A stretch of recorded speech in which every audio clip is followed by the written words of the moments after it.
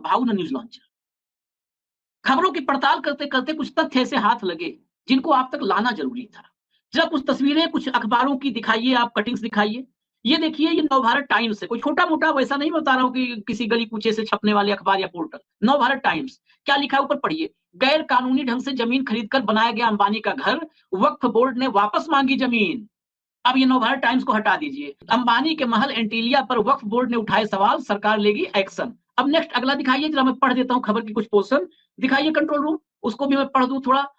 ये देखिए, मुकेश अंबानी ने एंटीलिया बनाने के लिए साल 2002 में 4,532 स्क्वायर मीटर वाला प्लाट 21.5 करोड़ रुपए में खरीदा था। यह डील शुरू से ही विवादों में आ गई क्योंकि जिस जमीन को बेचा गया वो वक्फ बोर्ड की थी। विवाद बढ़ने पर रिटायर्ड जज ATAK शेख को जांच की जिम्मेदारी सौंपी गई और उनसे कहा गया कि वो अपनी रिपोर्ट सरकार को सौंपें।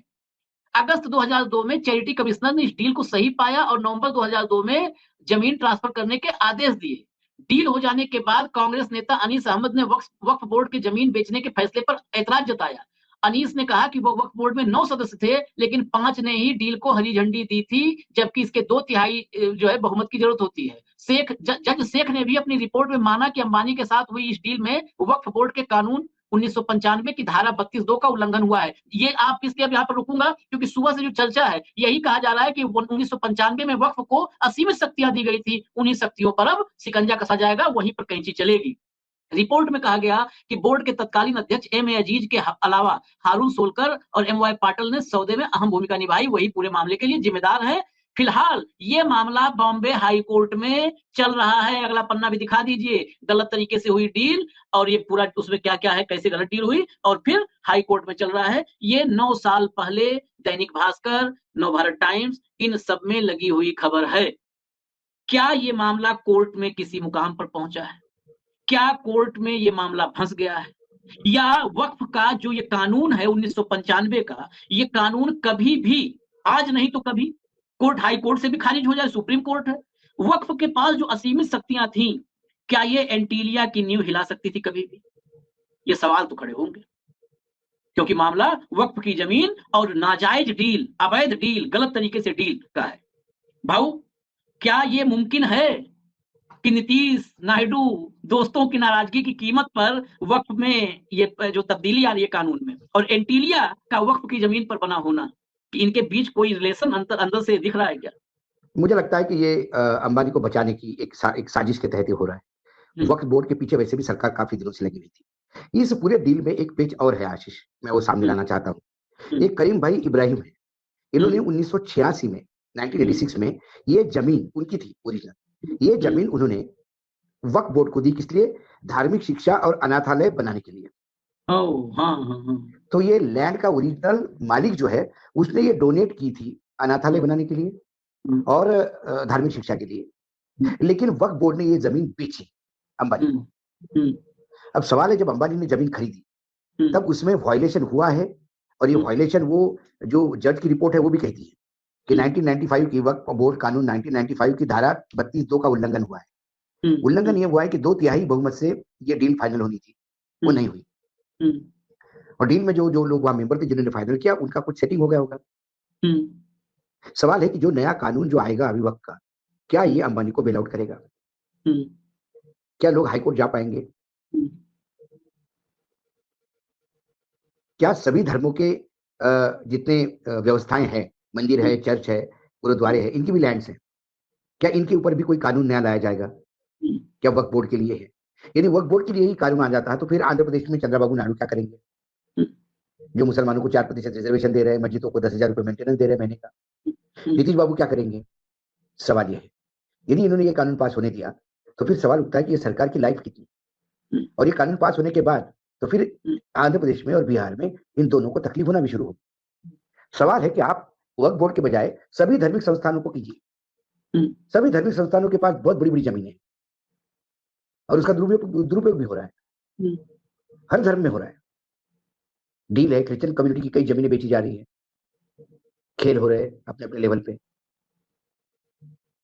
तो कुल मिलाकर ये वक्फ बोर्ड के लिए ही क्यों, सवाल ये उठता है।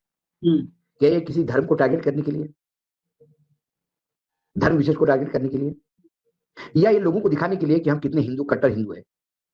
क्योंकि कट्टर हिंदू का होना एक ही चीज को रेखांकित करता है, यदि आप मुसलमान का विरोध करते हो तो आप कट्टर हिंदू। हाँ, हाँ, आप धर्म की रक्षा वक्षा सब छोड़ दीजिए, धर्म को समझना, धर्म की रक्षा, इसका कोई मायने नहीं है। मुसलमानों का द्वेष करने के मायने आप बड़े हिंदू हो गए। तो ये सरकार अपने आप को हिंदुत्व वाली सरकार साबित करने के लिए वक्फ बोर्ड के लिए लेके आई है क्या? सवाल ये उठता है। जी, जगन्नाथपुरी का अभी इन्होंने कल पूरा वो रत्न भंडार खोला और जगन्नाथपुरी की जो यात्रा हुई, जगन्नाथपुरी के पास हजारों एकड़ जमीन है। हाँ, क्या हिंदू मंदिर, गुरुद्वारे, चर्चेस, जैन मंदिर, इन तमाम रेगुलेटर करने के लिए कोई एक कानून नहीं हो सकता है देश? सवाल ये। तो क्या ये हिंदू मुसलमान के लिए किया जा रहा है और किसी आड़ में अंबानी जी का जो केस हाईकोर्ट में पड़ा हुआ है उसमें बेल आउट करने का प्रयास हो रहा है? क्योंकि सवाल अंबानी के लिए, जो आदमी 5,000 करोड़ अपने यहाँ शादी में खर्चा कर सकता है, उसके लिए वो बिल्डिंग फिर से चली जाए, सवाल उठता नहीं। सवाल है इज्जत का, सवाल है महल के ढह जाने का। तो क्या इसके लिए ये कानून लाया जा रहा है? क्या कानून के प्रावधान ऐसे बदले जा रहे हैं जिसमें अंबानी का वो डील सही करने का प्रयास किया जा रहा है? ऐसे कई सवाल उठे हैं।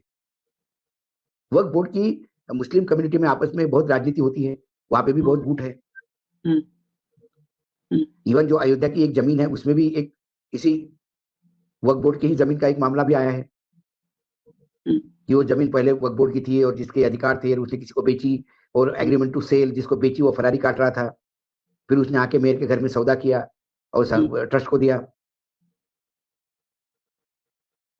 जहां जमीन है वहां विवाद है, और मुंबई में तो सेंटीमीटर की जमीन के भाव है। हाँ, आपको खड़े रहने के लिए जमीन मिल गई तो भी आप लखपति हैं। ऐसे में क्या ये एक एंगल ये भी है जो लगातार सवाल उठाए जा रहे हैं मीडिया में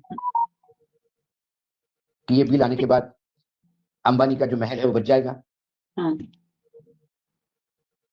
तो चैलेंज कमिश्नर ने एक बात और इसमें क्लियर करिएगा भाऊ कि ये जो वक्फ पे आया, एक लाइन से एक देखिए, टाइमलाइन देखिए, टाइमलाइन असम से शुरू करिए, असम, झारखंड, उत्तर प्रदेश, उत्तराखंड, मध्य प्रदेश और अब फिर महाराष्ट्र। ये टाइमलाइन जो है, इस टाइमलाइन में चाहे कहीं पर वक्फ बहाना हो, कहीं पर नागरिकता का बहाना हो, कहीं लव जिहाद का बहाना हो, कहीं धर्मांतरण कानून का बहाना हो। यूपी में धर्मांतरण का कानून आया, ला रहे योगी। ये ओवरऑल क्या इस देश में सारी समस्याएं खत्म हो गई, बस एक समस्या मुसलमान बचे हैं? तो फिर फाइनली तब खत्म करके मुसलमान ही को भगा दो देश से, खत्म करो। नहीं, सवाल ये नहीं है। सवाल देश की समस्या का नहीं है।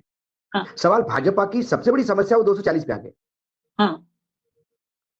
भाजपा के हाथ से